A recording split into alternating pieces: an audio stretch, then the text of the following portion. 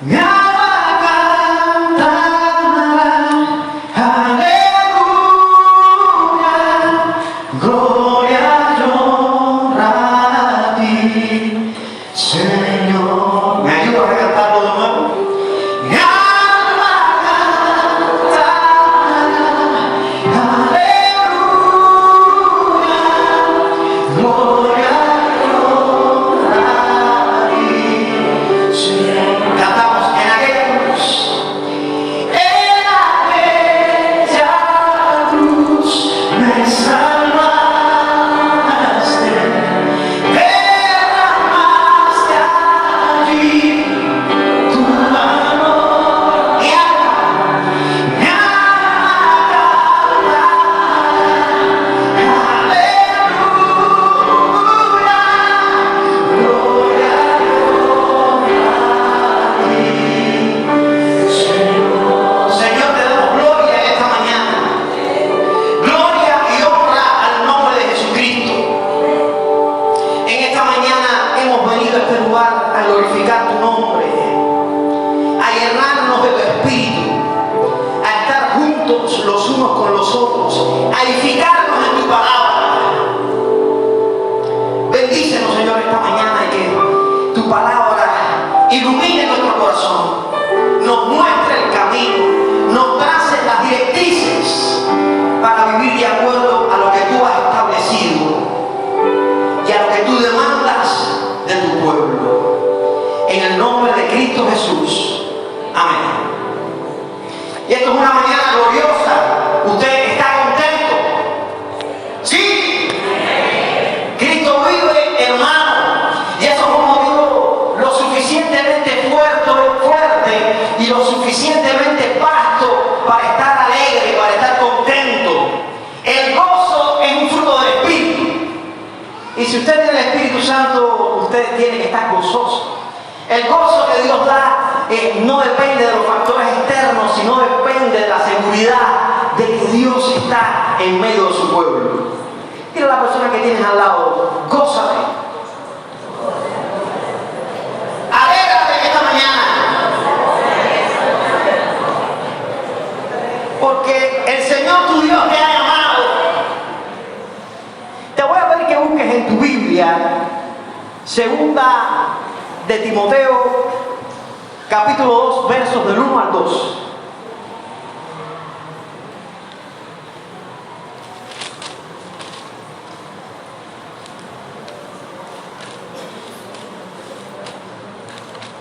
Segunda de Timoteo, capítulo 2, versos del 1 al 2. Dice así la Biblia. Y escribía el apóstol Pablo a su querido hijo espiritual Timoteo: tú pues, hijo mío, esfuérzate en la gracia que es en Cristo Jesús. Y mira qué interesante el versículo 2. Lo que has oído de mí ante muchos testigos, esto encarga a hombres fieles que sean idóneos para enseñar también a otros. Y para introducirnos en este texto, vamos a comenzar definiendo una palabra de la cual se ha hablado y se habla y forma parte de la raíz, gracias a Dios, forma parte de la raíz histórica de la Iglesia Bautista Nazarena. Vamos a definir un poco la palabra evangelista, aquel que comunica la buena nueva. La palabra que en el Nuevo Testamento se traduce como evangelista es en realidad un sustantivo derivado de un verbo griego que significa anunciar noticia, cualquier noticia. El verbo es muy común en el Nuevo Testamento y se aplica, y ahora aquí sí se contextualiza un poco, se aplica a Dios en el libro de Gálatas 3:8, dice así: y la Escritura, previendo que Dios había de justificar por la fe a los gentiles, dio de antemano la buena nueva a Abraham. Y cuando la Biblia aquí en este pasaje dice la buena nueva, hace alusión a ese verbo griego que significa anunciar noticia. Así que ya se contextualiza un poco y ya la Biblia nos define y nos detalla que no es cualquier noticia, es una buena noticia. Y un poco más adelante se aplica a Cristo. En Lucas capítulo 20, verso 1, dice así la Biblia: sucedió un día que enseñando Jesús al pueblo en el templo y anunciando el evangelio, llegaron los principales sacerdotes y escribas. Aquí cuando la Biblia dice el evangelio, también hace alusión a ese verbo griego que significa anunciar noticias, pero ya se contextualiza un poco más y no es cualquier noticia, es una buena noticia que está vinculada al ministerio de Cristo. Se aplica también a los miembros de la iglesia, a los apóstoles en sus viajes misioneros. Y según Hechos, capítulo 8, verso 4, dice así: pero los que fueron esparcidos iban por todas partes anunciando el evangelio. Y aquí tenemos un poco más de contexto en la frase. Es una buena noticia que está vinculada a la obra de Cristo y la cual nosotros debemos de anunciar. Así que el sustantivo evangelista en su forma literal aparece 3 veces en el Nuevo Testamento.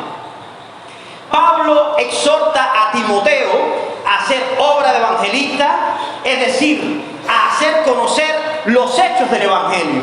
En el libro de los Hechos, capítulo 21, verso 8, se describe también a Felipe como un evangelista. En el libro de Efesios 4:1, y ahí vamos a leer la Biblia, Efesios 4:11. Dice así la Biblia, en Efesios 4:11. Y él mismo constituyó a unos apóstoles, a otros profetas, a otros evangelistas, a otros pastores y maestros, a fin de perfeccionar a los santos para la obra del ministerio y para la edificación del cuerpo de Cristo. En Efesios 4:11, en este pasaje que acabamos de leer, la función de evangelista se menciona después de la de apóstol y profeta. De este pasaje de Efesios resulta claro que el don de evangelista o la función de evangelista era una actividad o un don distintivo dentro de la iglesia primitiva. Y si bien todos los cristianos indudablemente cumplían con esta tarea, siempre que tenían la oportunidad, había algunos hermanos dentro de aquella congregación primitiva que fueron llamados y capacitados por el Espíritu Santo para este servicio específico de ser evangelista. Más tarde en la historia, la iglesia usó el término para referirse a los autores de los evangelios que tenemos en nuestra Biblia. Y si reunimos toda esta información con un poco de más datos que nos brinda la Biblia, podemos resumir que el evangelista es aquel que ha sido llamado por Dios y capacitado por el Espíritu Santo para anunciar la buena nueva del mensaje de salvación. ¿Y cuál es la buena nueva del mensaje de salvación? Dios estaba en Cristo reconciliando consigo al mundo. Entonces podemos resumir que todo cristiano, ¿usted es cristiano? Levanta tu mano. Qué lindo. Todo cristiano que se halla en este lugar, todo cristiano que se halla fuera de este lugar, sin importar la función que realice dentro de la iglesia, escucha bien, sin importar la función que realice dentro de la iglesia, está imperativamente llamado a evangelizar. ¿Usted dice amén? No que yo toco el piano, estás llamado a evangelizar. No que yo soy el que atiende a los hermanos en la puerta, estás llamado a evangelizar. No que yo soy el pastor de la iglesia, estás llamado a evangelizar. Hermano, quien nos visita. Si has sido llamado por Dios, tú has sido capacitado por Dios. Y Dios ha puesto en tus manos las herramientas necesarias para desarrollar ese llamado y esa capacitación. Resuenan en mi mente las palabras de Pablo a Timoteo: haz obra de evangelista, cumple tu ministerio. Timoteo era un pastor, sin embargo Pablo le estaba diciendo: cumple tu ministerio haciendo obra de evangelista. Hermanos amados, el ministerio cristiano está indisolublemente vinculado al evangelismo. ¿Están escuchando? El ministerio cristiano, cualquiera que sea la actividad que usted realice dentro de la iglesia, está vinculado inseparablemente al evangelismo. Por eso Pablo le decía a Timoteo, siendo un pastor: haz obra de evangelista, cumple tu ministerio. ¿Quieres cumplir tu ministerio de manera efectiva? Haz obra de evangelista. Dile a la persona que tienes al lado: haz obra de evangelista. Cumple tu ministerio. Al del audio, al de la puerta, al que está cuidando el baño, a los que dan clases a los niños. Para cumplir efectivamente tu ministerio, tienes que hacer obra de evangelista. La carta a Timoteo, de donde extraemos el pasaje que estamos profundizando hoy, está escrita por alguien que entendió que, sin importar la función de apóstol que ejercía sobre cientos de comunidades cristianas, sin importar su edad, sin importar las circunstancias históricas difíciles donde vivía, su llamado primario, su actividad más importante, su prioridad era anunciar las buenas nuevas del Evangelio de Cristo. Y esta persona fue el apóstol Pablo. Todos conocemos los hechos sobrenaturales que rodean los acontecimientos de la conversión y el llamado del apóstol Pablo. En el camino a Damasco, lugar al cual se dirigía a arrestar cristianos, el Señor Jesús se le revela a Pablo con estas palabras: Saulo, Saulo, ¿por qué me persigues? Dura cosa te es dar coces contra el aguijón. Desde ese momento significativo, desde ese encuentro significativo, Pablo no hizo otra cosa que anunciar las virtudes de aquel que lo estaba llamando de las tinieblas a su luz admirable. El ministerio de Pablo estuvo marcado por la dificultad, estuvo marcado por la oposición, por el hambre, por la necesidad, por la traición, por la enfermedad, por la calumnia infundada, pero también estuvo caracterizado por el gozo, por el triunfo, por el enfoque en la identidad del cristiano, por el poder sobrenatural y sobre todo por la eminente necesidad de anunciar el Evangelio. Era una necesidad de anunciar el Evangelio de Cristo. Por su labor dentro del ámbito no judío, Pablo es conocido como el apóstol de los gentiles, título más que merecido después de varios viajes misioneros y luego de fundar muchísimas iglesias. Y a pesar de la extensión cultural griega que amenazaba con absorber la cultura y la religión del mundo conocido, Pablo desarrolló su ministerio en medio de un fenómeno cultural conocido como el helenismo. La cultura griega estaba absorbiendo toda la religión de la época. La cultura griega estaba absorbiendo toda la cultura de la época. Y aún así, en medio de esa dificultad, Pablo anunció el Evangelio y lo hizo de manera efectiva. Pero el apóstol Pablo jamás se acomodó al llamado. El apóstol Pablo nunca se agarró de su posición de liderazgo y autoridad para dejar de ejercer el centro del llamado divino a su vida, el Evangelio.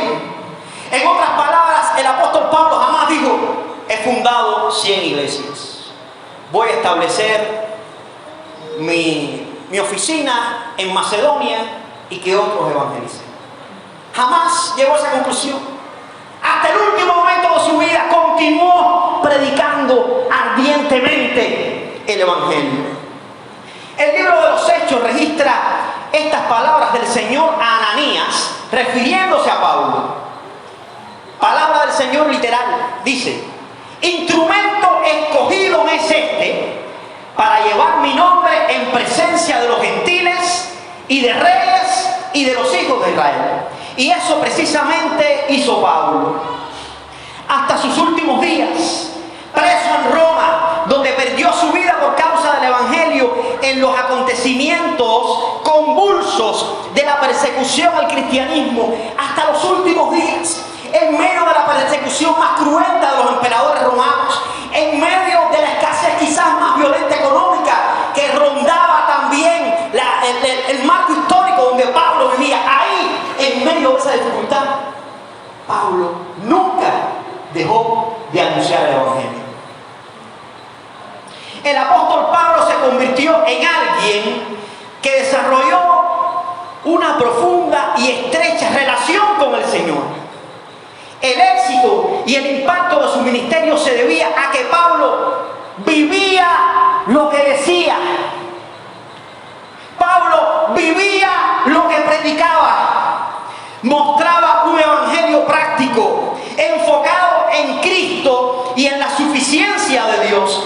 Pablo trabajaba continuamente en su carácter y en la manifestación de los frutos del Espíritu Santo en su vida.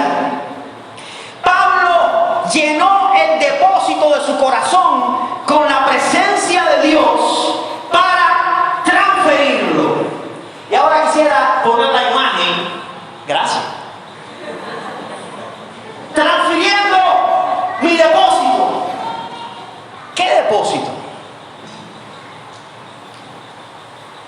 ¿Qué había en el depósito del corazón de Pablo? Vamos a verlo.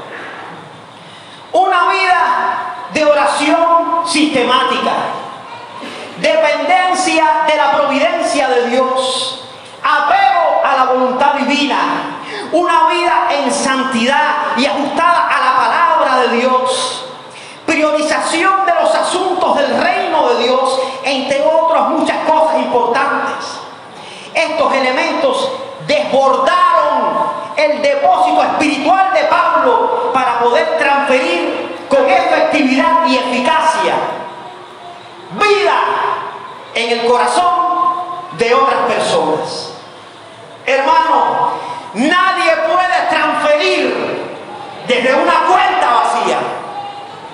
Nadie puede transferir desde una cuenta vacía. Una buena pregunta para todos, incluyéndome a mí como el primero, sería: ¿cómo se halla el depósito de nuestro corazón? ¿Vacío? ¿Lleno? Si está lleno, ¿de qué está lleno? ¿De las cosas vanas de este mundo o lleno de la palabra de Dios? Si está vacío, ¿cómo puedo llenar mi depósito de tal forma que yo pueda transferir a otros? ¿Cómo puedo convertirme en un evangelista efectivo, así como lo fue el apóstol Pablo? De tal manera que yo transfiera las riquezas de la palabra de Dios en el corazón de otras personas.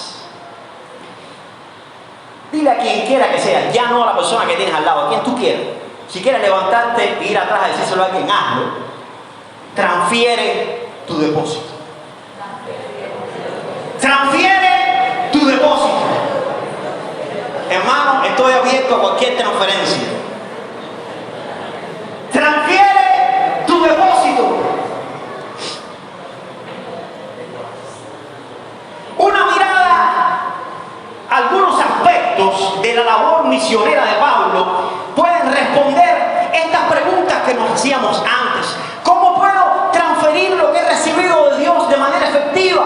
¿Cómo puedo convertirme en un evangelista que transfiera de manera efectiva las riquezas de la palabra de Dios? ¿Cómo puedo llenar mi depósito con aquello que Dios quiere darme?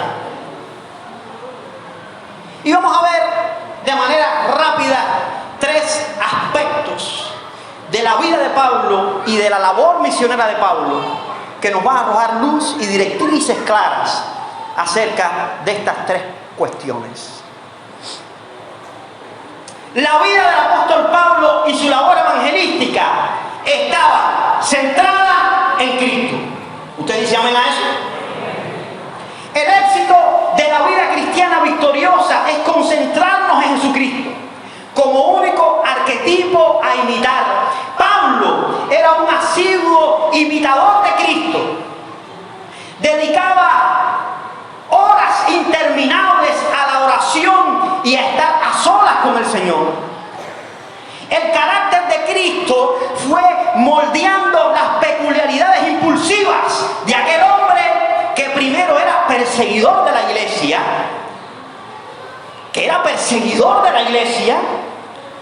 y después se convirtió en su más celoso guardián y defensor. Pablo se convirtió en alguien que buscaba de forma prioritaria glorificar a Dios en cada una de sus acciones, en cada uno de sus comentarios, en el trato con sus hermanos. En pocas palabras, Pablo se convirtió en un evangelio vivo. Así que si tú quieres comenzar a llenar tu depósito, tienes que empezar por convertirte en un evangelio vivo, en alguien que vive lo que predica. Qué bueno cuando la buena nueva de Cristo es anunciada por alguien que no solo dice, sino que practica lo que dice. Pablo no solo decía que el evangelista debía parecerse a Cristo, sino que él mismo se parecía a Cristo. Pablo no solo decía que habíamos alcanzado gracia mediante la obra de Cristo, sino que era consecuente a esa gracia. Pablo no solo decía que había que morir al pecado, sino que el separarse de aquello que desagradaba a Dios era una práctica cotidiana para él. Pablo estaba enfocado en Cristo y anunciaba el evangelio no solo con los argumentos doctrinales de la fe, sino con un depósito espiritual desbordado de la presencia del Espíritu Santo. ¿Quieres llenar tu depósito? Vive la fe. Al igual que el apóstol Pablo, cuando tenemos la oportunidad de hacer la obra misionera, cada enseñanza debe estar centrada en la obra de Cristo. El propósito de la persona que anuncia el evangelio debe ser que los oyentes contemplen la gloria de Cristo más que nuestra elocuencia y más que nuestras capacidades intelectuales. En segundo lugar, hermano, la vida del apóstol Pablo y su labor evangelística estaba centrada y guiada por el Espíritu Santo. Debemos ser conscientes a la hora de predicar el evangelio y compartir nuestro depósito y transferir nuestro depósito, que nuestra fuerza es insuficiente para convencer a cualquier persona. Tenemos que recordar siempre que quien convence de pecado, de justicia y de juicio es el Espíritu Santo, y por eso no podemos hacer la obra sin su dirección. Dice el libro de Zacarías: no con ejército ni con fuerza, sino con mi espíritu, ha dicho Jehová de los ejércitos.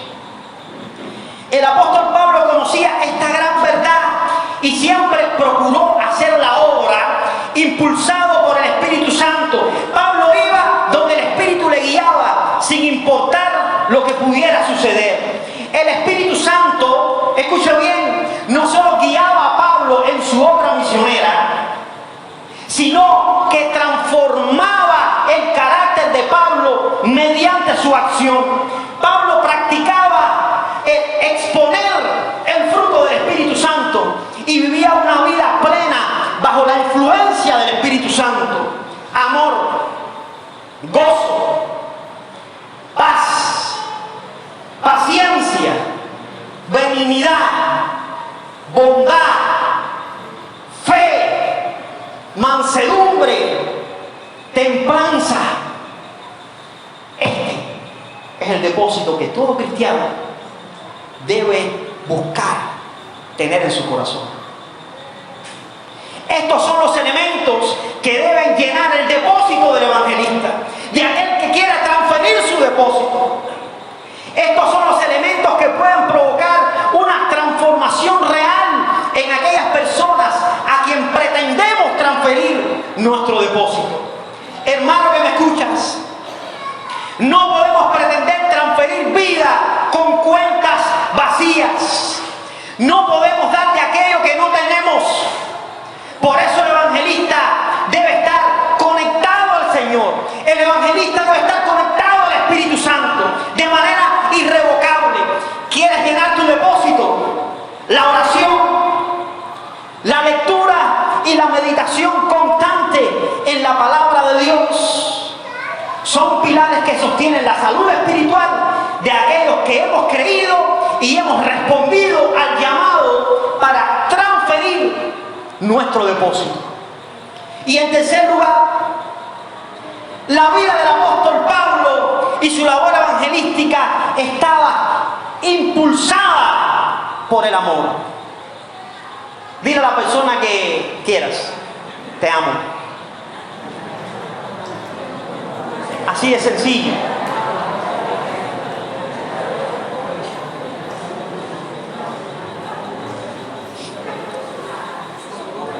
Hermano, te amo.